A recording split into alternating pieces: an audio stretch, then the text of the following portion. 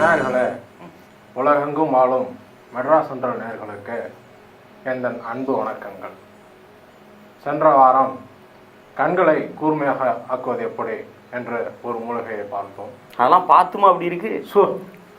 இதுதான் பிரச்சனை. அதாவது இந்த வாரம் வயிற்று புண்ணை ஆற்றும் ஒரு மூலிகையை பார்க்க உள்ளோம்.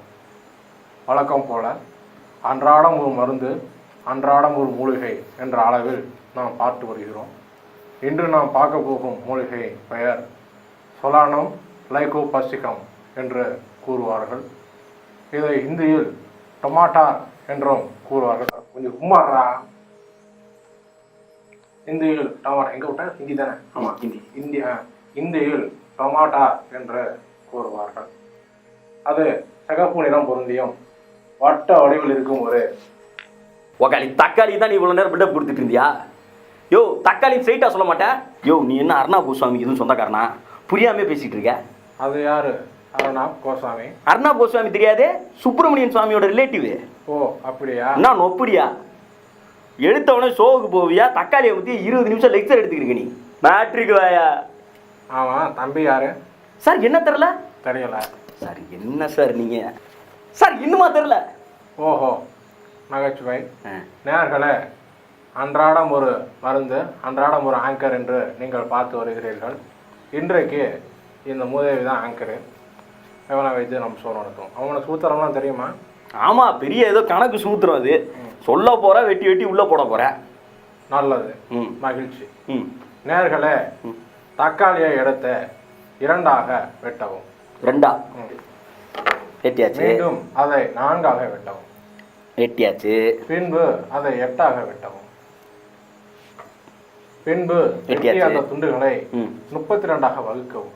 இரு பொண்ணு. பின்பு அதை 64ஆக யோ இரியா. நேயர்களே, அன்றாடம் ஒரு மருந்து, அன்றாட வேகம் என்று நாம் பார்த்து வருகிறோம். அதை அனைத்தையும் எடுத்து 64 எண்ணி மிக்சியில் போட்டு மசிக்க விடுவோம். என்னது? மிக்சியில போட்டு மசிக்கணுமா? அதை அப்படியே போட்டு மசிக்க வேண்டியதானே? அது எதுக்கு 64 வெட்ட சொன்ன? அப்புறம் எப்படி ஷோ ஓட்டுறது? போட்டு மசி. நேயர்களே, மிக்சி இல்ல, அப்ப அதிலே போட்டு பார்த்துக்கலாம். கண்ணுக்கு மேலத்தில் அரைத்து விட்டோம். இப்பொழுது அது நன்றாக வெந்து கொண்டிருக்கிறது. அப்படி வடசட்டியில் போட்டு நன்கு வணக்கும் பொழுது, அப்படி வெட்டும் பொழுது வாசம் வருகிறதா என்று பார்க்க வேண்டும். வாசம் வருதா பாருங்க. வருது என்றால் தான் நல்ல பழம். அந்த பழத்தை எடுத்து மருந்துக்கு உபயோகப்படுத்துங்கள். இதை போய் கொட்டிடுங்க. இதை கொட்டிடுங்க. இதை கொட்டிடுவா? அப்ப இதை கொட்டணும்னா அப்புறம் எதுக்கு இவ்வளவு நேரம் என்ன வெட்ட சொன்ன? இது நல்ல பழமெல்லாம் கண்டுபிடிக்கணும்ல, அதுக்காக. ஓ, டெஸ்ட் பண்றதுக்கு 1/2 மணி நேரம் ஷோ ஓட்டியிருக்க. நேயர்களே, அன்றாடம் ஒரு டெஸ்டிங், அன்றாடம் ஒரு பழம் என்று நாம் பார்த்து வருகிறோம். நல்ல பழம் என்று தெரிந்தவுடன் அந்த பழத்தை நன்கு நறுக்கி வாணலில் போட்டு வதக்கவும். எது? வாணலில் போட்டு வதக்கவும். யோ, அறிவு இருக்கா? வானொலி ரேடியோ பெட்டினா நாங்கள் எங்கே போகிறது? என் மொபைலில் வேணா ரேடியோ இருக்குது, அதை போடவா? அப்படியே போடாதீங்க, ஹெட்ஃபோனை கனெக்ட் பண்ணி போடுங்க. ஐயோ, நீ ஹெட்ஃபோன் எடுத்துகிட்டு வரலையே. அறுவகிட்ட முண்டம், லூஸு, மெண்டலு, இதெல்லாம் என்ன சோறு தானே திங்கிற? வேறு கீழே நல்லி திங்கிறியா? கோவப்பழம் முடிமுளச்சமா மூஞ்சி முகட்டை வச்சுட்டு என்ன பேசுகிறா பாரு. வானல்னா வடை சட்டினா என் செம்பருத்தி பூவை.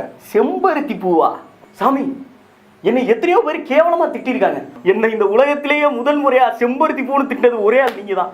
நேயர்களே, அன்றாடம் ஒரு கெட்ட வார்த்தை, அன்றாடம் ஒரு மூலிகை என்று வாழ்ந்தவனா, அதனால தான் நான் அப்படி திட்டுகிறேன். நேயர்களே, பின்பு அதில் சிறிது கொத்தமல்லியை போடவும். மருத்துவர் ஐயா, கொத்தமல்லிலாம் கிடைக்கலையா? ரேட்டு கூட விற்கிதான். டைரக்டர் கீரை தான் இருக்குன்றாரு. இல்லை என்றால் வேற எதையாவது தூக்கி போடவும். பின்பு சிறியானங்கை கீரை சிறிதளவும், பெரியானங்கை கீரை பெரிதளவும், மிடில் நங்கை கீரையை மிடிலளவும். நிறுத்தியா?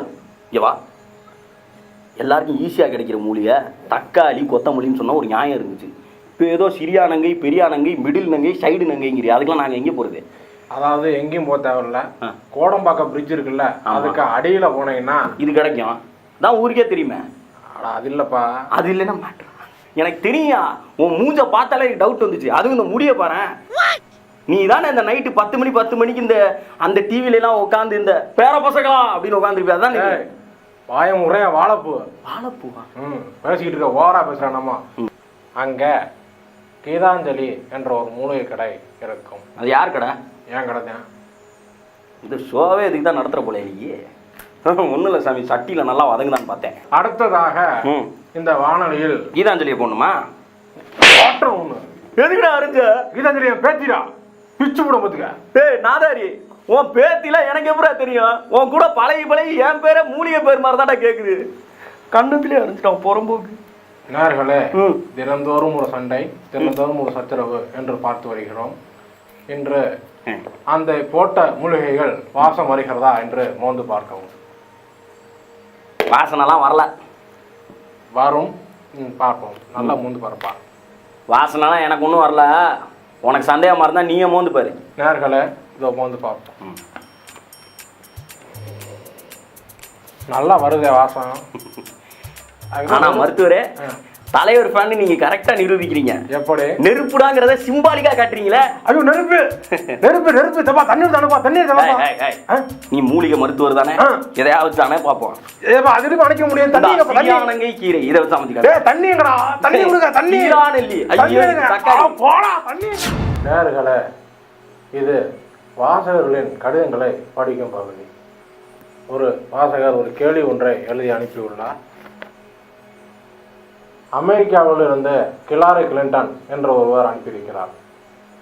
உங்கள் வெள்ளை தாடி எனக்கு மிகவும் பிடிக்கும், அதை நீங்கள் மெயின்டைன் செய்யுங்கள் என்று அனுப்பியிருக்கிறார். மேலும் எனக்கு தீராத வயிற்று வலி இருந்து வந்தது, உங்கள் நிகழ்ச்சியில் வரும் கஷாயத்தை குடித்தால் சரியாகிவிடும் என்று சொன்னீர்கள். நானும் நம்பி குடித்தேன். இப்பொழுது வயிற்று வலி போய் தலைவலி வந்துவிட்டது என்று எழுதியிருக்கிறார். நேர்களே, தலைவலிக்கு இன்னொரு கஷாயம் இருக்கிறது. அதை வைத்து குடித்தால் தலைவலி போய் வயிற்று வலி மீண்டும் வந்துவிடும். நேர்களே, அடுத்த கடிதத்தை பார்ப்போம். இதோ இருக்கிறது. ரஷ்யாவில் இருந்து விளையாட்டுத்துறை புதின் என்று இவர் அனுப்பியிருக்கிறார். இவர் என்ன சொல்கிறார் என்றால், இந்த வீடியோவை சப்ஸ்கிரைப் செய்யாமல் பார்ப்பவர்கள் ரத்தம் கக்கி சாவார்கள். அப்படி சாகவில்லை என்றால் அவர்களுக்கு செய்வனை வைப்போம் என்று மிரட்டியுள்ளார். நேர்களே, வழக்கம் போல அன்றாடம் ஒரு வீடியோ டெய்லியும் சப்ஸ்கிரைப் பண்ணுங்க என்று கேட்பது எங்களுக்கு பழகிவிட்டது. சப்ஸ்கிரைப் செய்யாமல் இந்த வீடியோவை பார்க்க வேண்டாம். தயவு செய்து சப்ஸ்கிரைப் செய்தால் உங்கள் வாழ்க்கை நோய் இல்லாமல் நன்றாக இருக்கும். மூன்றாவது கடிதம் இது வருகிறது. இவர் பாகிஸ்தானிலிருந்து அனுப்பியிருக்கிறார். இவர் என்ன சொல்கிறார் என்றால் அடுத்த வாரம் பார்ப்போம்.